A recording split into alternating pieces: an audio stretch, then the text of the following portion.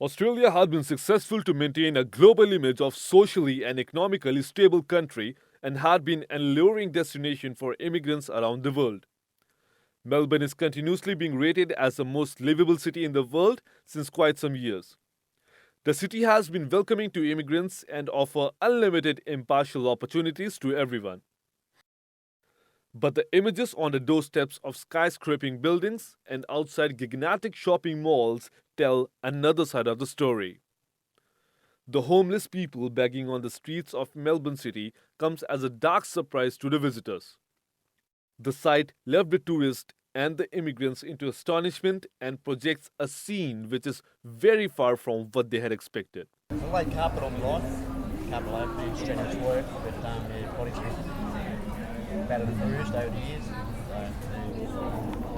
I finally found accommodation after 20 years, but just all the amenities and that closed up. We're having food on the table. I've got accommodation after 20 years of being homeless. Amenities, gas, electricity, water, and we've settled in. New start, like $90 a week. That's pretty hard. Yeah, well, they're trying to set up the Flinders Street station up top there, accommodation. Can't say that. I mean, there's accommodation out there. Like, no one can go hungry in Australia. There's food everywhere. You just got to ask. You've got to ask for help. There's help out there. And depression sort of like, yeah, it's me pretty hard. But being out here with people, that sort of pushed me up a bit. A little bit more help. I mean, there are some genuine people out there, but there are some frauders as well. People say they're homeless, so that's why I have to tell them, I'm not homeless.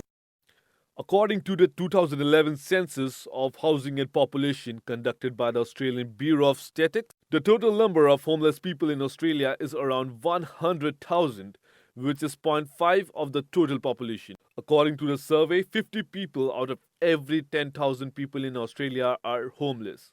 And there are more than 22,000 homeless people living on the streets of Victoria.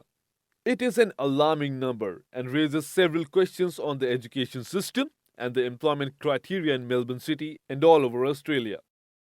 A person is generally defined as homeless when he or she has inadequate access to conventional shelter and particularly spends nights outside at risky spots. The major cause of concern is that 42% of homeless people are under the age of 25.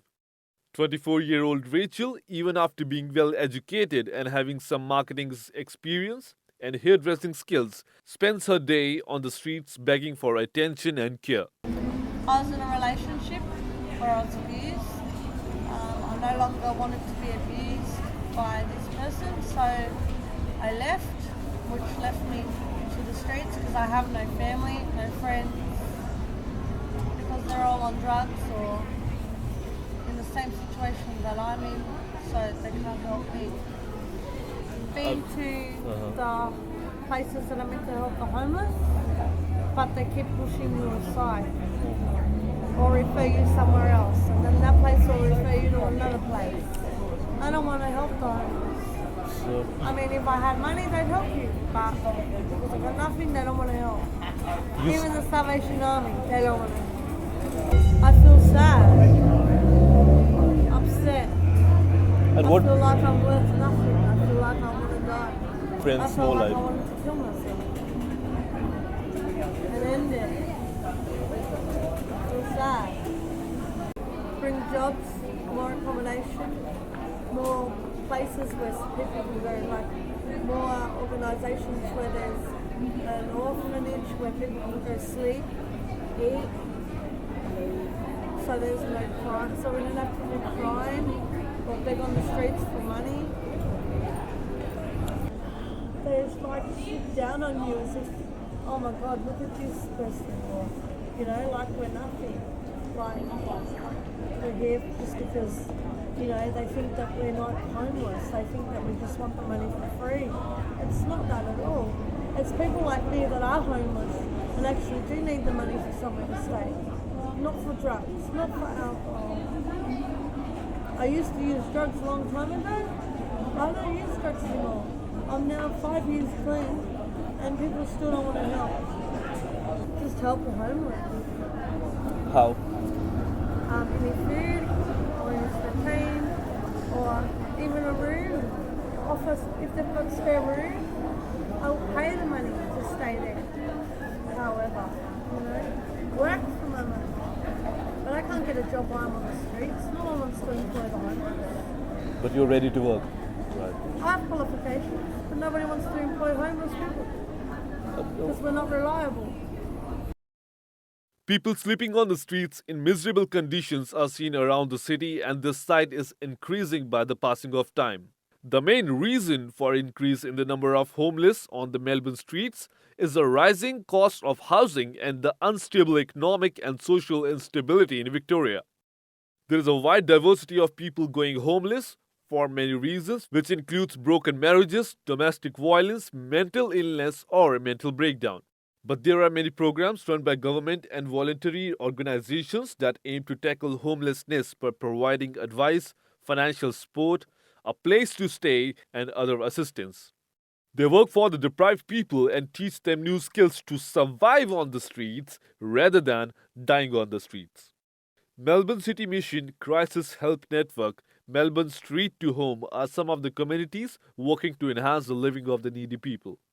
Street to Home was started in the United States and they contributed their efforts in New York, after which the annual New York homeless census recorded a nearly 50% reduction in rough sleeping across the city. These communities are working to bring a change, and many needy people have started selling their artwork on the streets rather than begging. Former Australian Prime Minister Kevin Rudd launched the Road Home, which sets an ambitious target to halt the homelessness by 2020 and offers supported accommodation to all rough sleepers. It focuses future effort, investment, and practice early intervention services to prevent homelessness. The initiative ensures that the services are more connected, integrated, and responsive to achieve sustainable housing, improve social and economical participation, and end homelessness. The plan tries breaking the cycle, ensuring that people who become homeless are able to quickly move through the crisis system into stable housing with the support they need so that homelessness does not reoccur. But homeless people think that the government is not doing enough for them and treating them as a secondary citizen. I come from a middle class background, and we had a housing commission house, both the missus and the kids. Up to last year, the government evicted us because they wanted us out.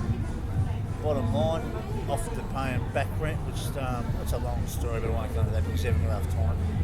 And they kicked us out and ended up in the street and lost everything.